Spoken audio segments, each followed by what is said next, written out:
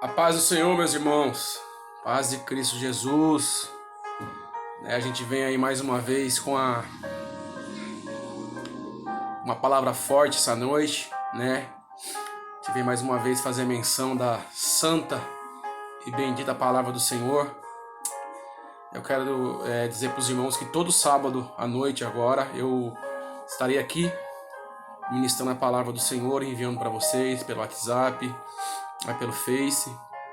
E durante a semana eu tenho mandado mensagens, né, de bom dia, mensagens de boa noite, sempre com uma palavra positiva, sempre com uma palavra de bom ânimo, né?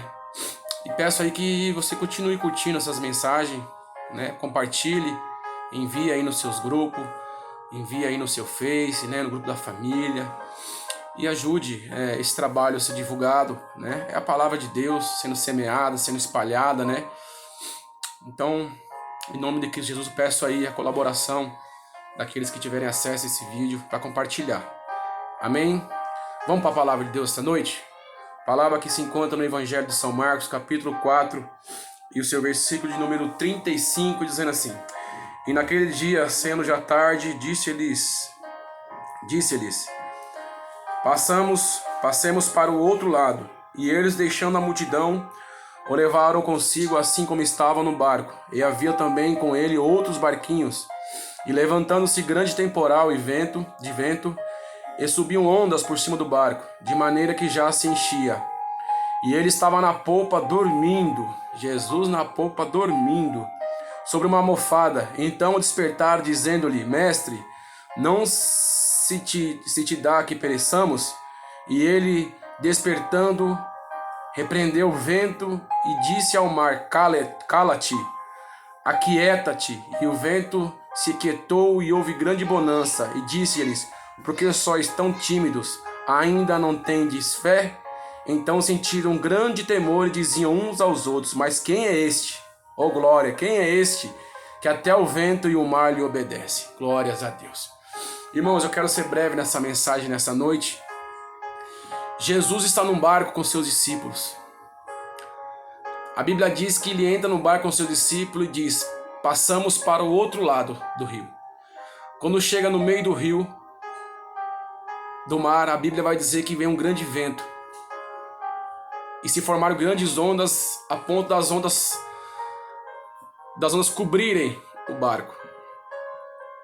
E a história vai dizer que o barco balançava de um lado para o outro devido aos ventos, às fortes ondas. E Jesus estava dormindo no barco. Louvado seja o nome do Senhor. Há uma pergunta nessa noite a ser feita. Por que Jesus estava dormindo no barco? Tá certo que nós temos o lado humano. Jesus tinha um lado humano. Precisava descansar, precisava dormir. Mas em um barco, aonde ele mesmo deu a ordem, e passamos para o outro lado, e o barco começa a sacudir com as ondas e com o vento, Jesus não acorda.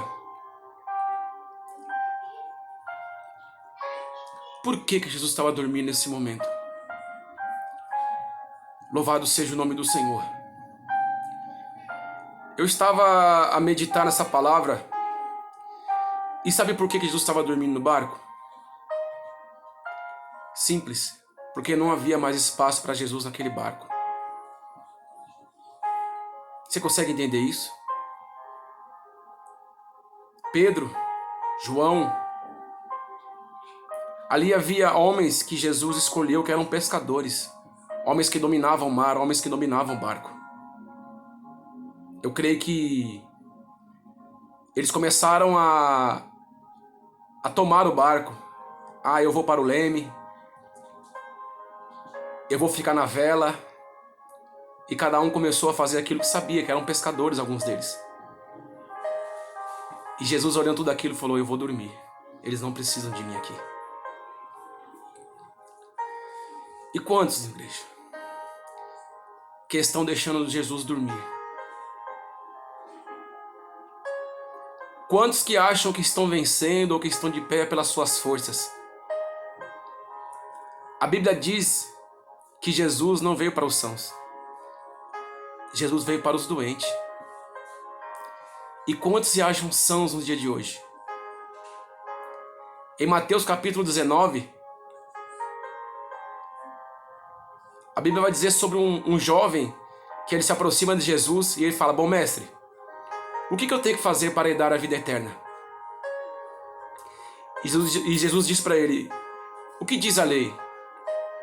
E ele diz: não roubarás, não matarás, não adulterarás, honrará o teu pai e tua mãe. Jesus olha para aquele jovem e fala: parabéns, você é um exemplo. Aquele jovem não é um exemplo. Ele não roubava, ele não matava, ele não adulterava, ele não honrava o pai e mãe. Ele dava esmolas. Para a sociedade ele era um menino, um jovem exemplo. Imagina quantos olhavam para ele assim: eu queria ser igual a esse rapaz. Mas aí ele vai procurar Jesus. E quando ele chega até Jesus, ele diz tudo isso para Jesus: eu não roubo, eu não mato, eu não adultero, eu honro meu pai e minha mãe. Jesus olha para ele e diz assim: muito bem, você é um exemplo. Só falta uma coisa para você. Pega tudo que você tem, vende, dá para os pobres, reparta com os pobres e siga-me, e você terá uma fortuna no céu. Ele virou as costas e foi embora. Sabe por quê? Ele estava apegado nas coisas da terra. Ele estava apegado na força do seu braço. Ele era elogiado. Ele era venerado no meio do povo porque ele era exemplo. Mas faltava algo nele. Faltava Jesus, e é por isso que ele foi atrás de Jesus. Embora ele fizesse tudo aquilo, embora ele não roubava, ele não matava, ele não adulterava, ele honrava o pai e a mãe, tinha dinheiro, tinha seguidores, mas dentro dele havia um vazio.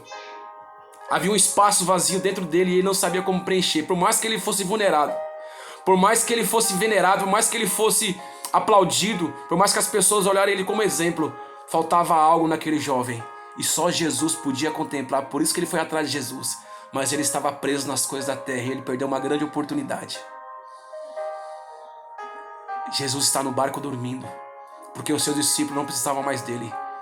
Mas repare, quando veio o vento, quando veio a tempestade, para onde eles correram? Eles correram para Jesus. E quantos dizem que creem em Deus? Quantos dizem que tem fé, que acredita em Deus, que crê até mesmo em Jesus? Muitos estão com Jesus dentro de casa, mas Jesus está dormindo, porque você acha que com o seu dinheiro, porque você acha que com a força do seu braço você vai vencer. E eu tenho algo para você: você não vai conseguir vencer se você não tiver Jesus. Quantos estão colocando Jesus para dormir? Quantos estão deixando Jesus de lado? Mas quando a coisa apertou, correram acordar o mestre: mestre, nós vamos morrer, nós vamos perecer. Vem um vento muito grande, as ondas estão cobrindo o barco, a gente não vai conseguir, a gente vai afundar. Jesus se levanta e ele diz: vento, cala-te, mar, aquieta-te.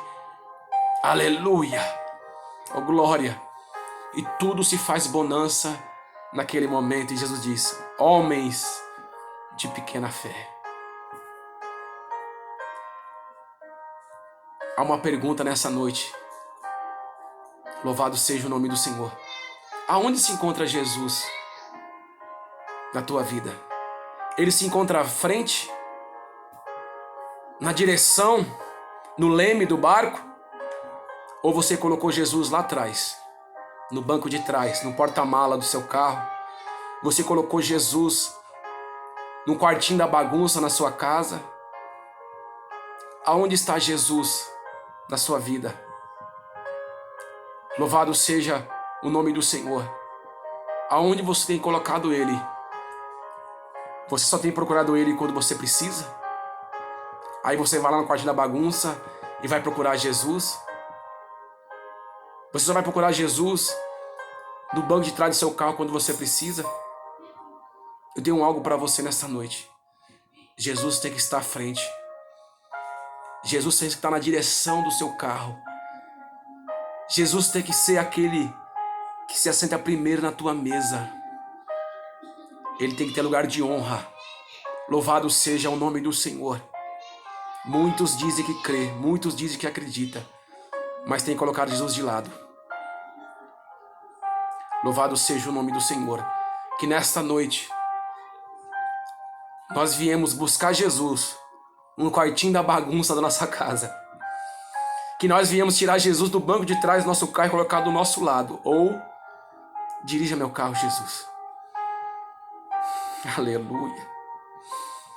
É noite de nós procurarmos Jesus. Aonde está o seu Jesus? Aonde se encontra ele nesse momento? Jesus está no seu barco. Mas em qual lugar do barco que ele está? Eu venho nessa noite deixar essa reflexão para você nessa noite. Em nome de Cristo Jesus. Amém, meus irmãos. Que Deus abençoe a tua vida. Compartilhe esse vídeo no meu canal do YouTube e deixe lá um joinha para afirmar mais esse trabalho. Que Deus abençoe a tua vida. Jesus está no teu barco. Mas em qual local do barco ele se encontra? Deus te abençoe em nome de Jesus.